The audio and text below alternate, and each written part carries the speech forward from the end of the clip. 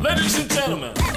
Hello everyone, and welcome to another Doom Charts Mystery Pick 3, where we take a deep dive into the most recent Doom Charts list. What are the Doom Charts, you might ask? It is a worldwide group of music fans, bloggers, journalists, DJs, podcasters, and album reviewers from around the globe who get together each month to discuss their most recent discoveries in the heavy music community. Of those discussions, a top 40 is put together, and that becomes the Doom Charts. Of that top 40, 25 are given an album blurb, and that's what we're digging into here in a mystery style. I'm going to pull the numbers at random, and we're going to see what landed on last month's Doom Charts, and we're going to talk about what these bloggers and journalists and DJs and podcasters loved that was heavy last month. And don't forget to jump over to the doomcharts.com, check out what else is going on there, and don't forget to check out that peroration list, which is an entirely other list of great music that the bloggers wanted to talk about but didn't make the top 40. Okay, here we go. First out is going to be dun, dun, dun, dun, dun, dun, dun.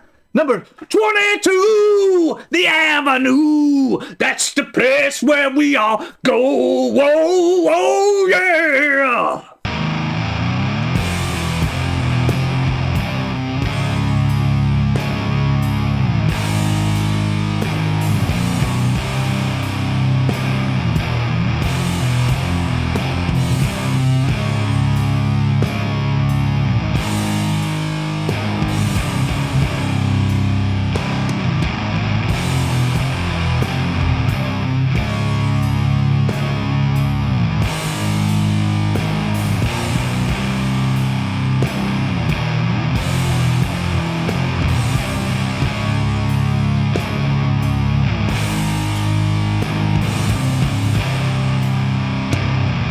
Coming in at number 22, Forgotten King, The Seeker, Stoner Doom, Stavanger, Norway, Majestic Mountain Records.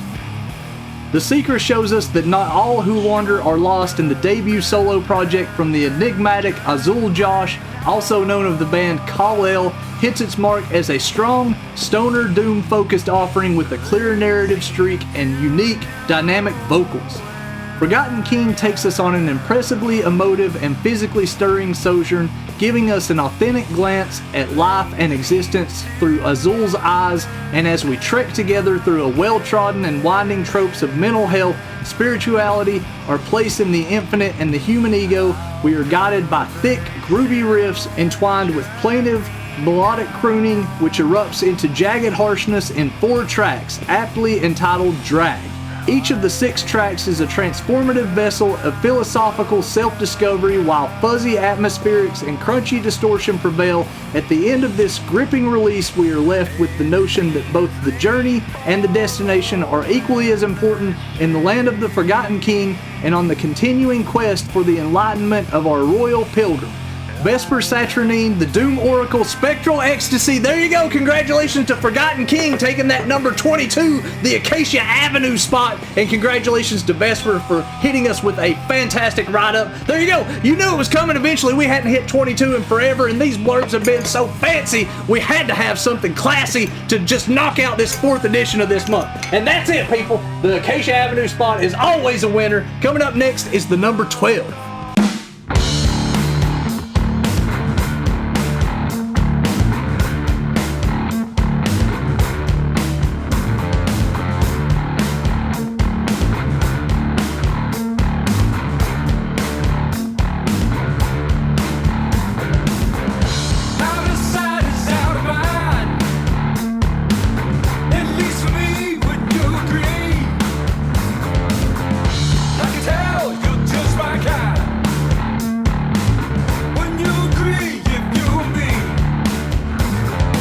Coming in at number 12, Brant Bjork Trio, Once Upon a Time in the Desert, Desert Rock, Palm Desert, California, Duna Records. Brant Bjork is obviously desert rock royalty. Dude was a founding member of Caius and in Fu Manchu, doesn't get much more royal than that.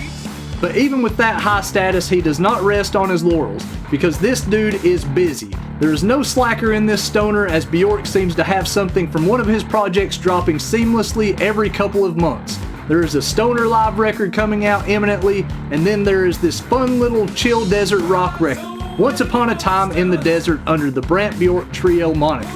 This version includes longtime collaborators Mario Lally on bass and, as usual, go-to drummer for his solo material Ryan Gutt. As I mentioned, Bjork has a lot of material, but I can safely say for me, this is one of my favorite records he has done in a while. Why, you ask? First off, the overall vibe of this record is excellent and shows you that you can be chill and still rock, no need to compromise on one or the other. Second, the production of this record is spot on, the band sounds great, and the desert feel is ever present. Bjork's voice sounds great and the guitar tone is wonderful. Third, look at who is in the band. You can feel these guys have developed quite a chemistry and the vibe that takes this Brant Bjork material to the next level.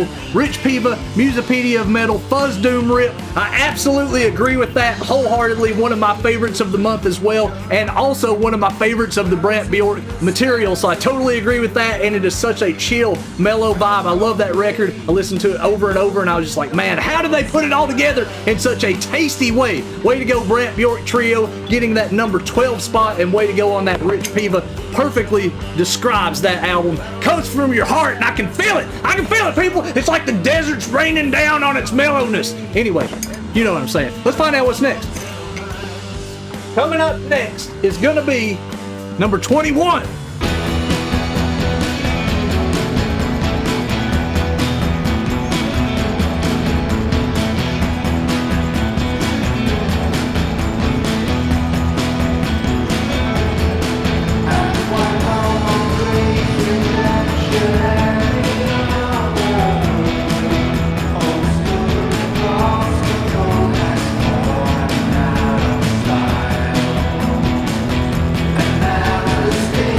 Number 21, Motorpsycho, Nye, Alternative, Trondheim, Norway, Det, Nordenfats, Gramenfad Ska.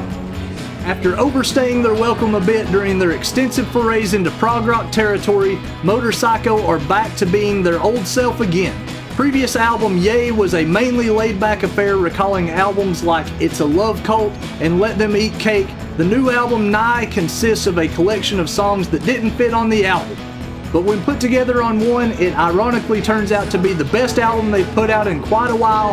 Vintage Motorpsycho, covering every corner, nook, and cranny of their career, from beautiful laid-back semi-acoustic songs via groove-driven mid-tempo alternative rock to an occasional outburst that borders on stoner. It's all there, packed in that distinctive Motorpsycho sound and executed to perfection. Ronnie Deister Heist of the Stoner Hive. You know you can trust those bees buzzing around, people, and congratulations Ronnie and Motorpsycho for getting that 21 spot. Great write-up. That's it. The mystery pick 3 is done. Don't forget to go over to the doomcharts.com, check out all the other blurbs and riders that are over there. Check out all the cool albums that landed. Don't forget to go to the peroration list, which is an entirely other list of great stuff the bloggers wanted to write about but didn't make the top 40.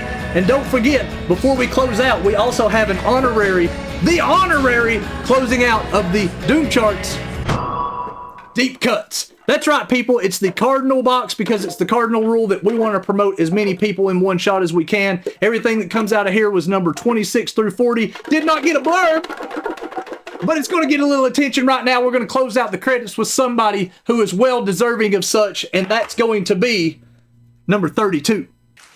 Coming in at number 32, Lungburner, Natura, Dual. That's it, people. We are done. Don't forget to go over to the doomcharts.com, hit up the bands, the labels, the PR, tell them you appreciate what they're doing, and tell them you heard about them on the Doom Charts. We will talk to you again very soon. Lungburner, roll those credits!